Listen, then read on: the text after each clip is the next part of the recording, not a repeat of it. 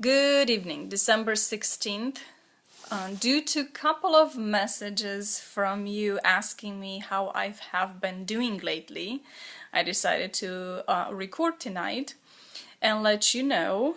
I've been off antibiotics for 3 weeks, and so for 2 weeks I've been doing way better. However, there are some symptoms kind of creeping back in. So I will have to start the second dose of antibiotic treatment sooner than I planned. I actually should be on it right now, but I did not want to spend my holidays feeling sick and in bed and feeling like I'm like 2 steps away from death and that kind of nonsense. So because of that, I decided to try to push it and start in January 1st or 2nd. We'll see. I do have to order some supplements to support my liver and kidney and detoxification and toxin binders and things like that before I start, because otherwise it's not going to be good. So I'll probably do that tomorrow, and then once I get that in, be able to start the treatment. So hopefully, we'll see. I'm still planning on pushing and just not maybe starting it after Christmas. Not quite making it to New Year, but maybe after Christmas. So we'll see. I'll let you know. Today I'm feeling extremely nauseated. I mean, extremely nauseated. However, it's nobody else's fault but me. Right here. I know. I'm not supposed to have sugar. And when I do, I get extremely sick. I just feel really, really sick.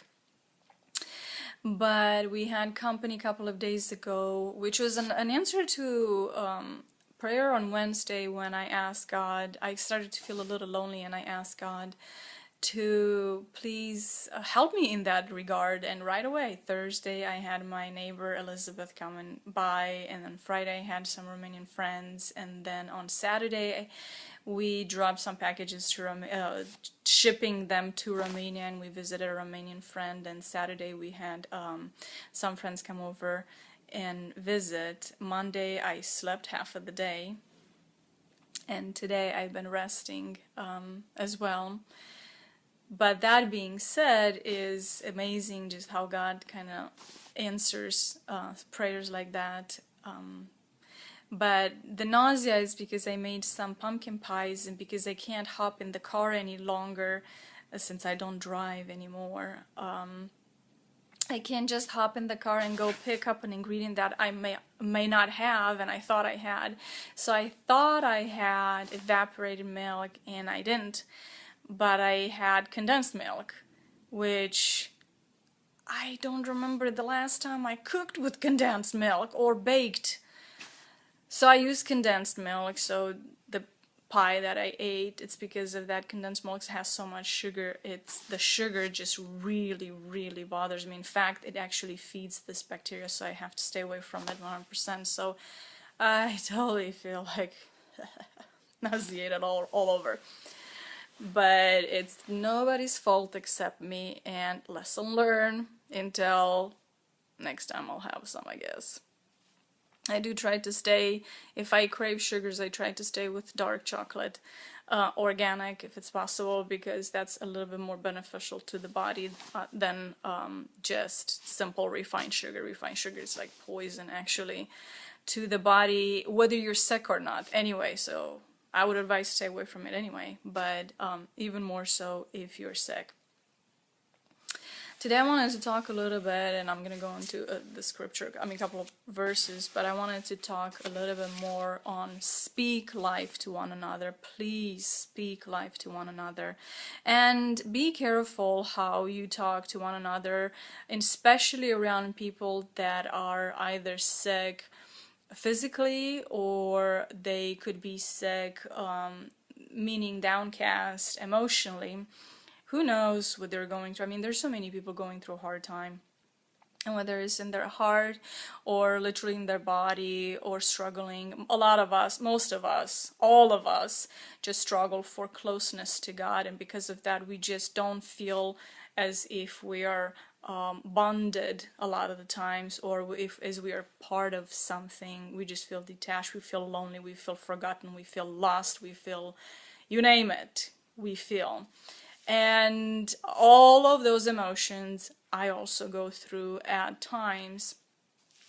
And please don't be impatient when you talk to somebody that is not feeling good, or please don't disregard or treat them or talk the conversation in the conversation, talk impatiently and disregard what they're talking, what they're going through, as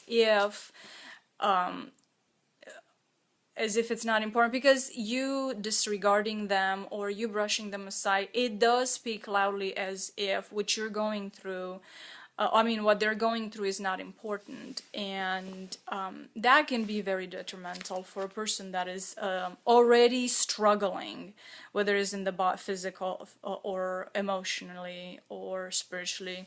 It's very hard already for them, and for any of us to kind of brush them aside or think that it's not important and pay attention. That can be very, very, very detrimental. I mean, suicides are the biggest reason right there. People think that there is no hope, and in reality that's not true.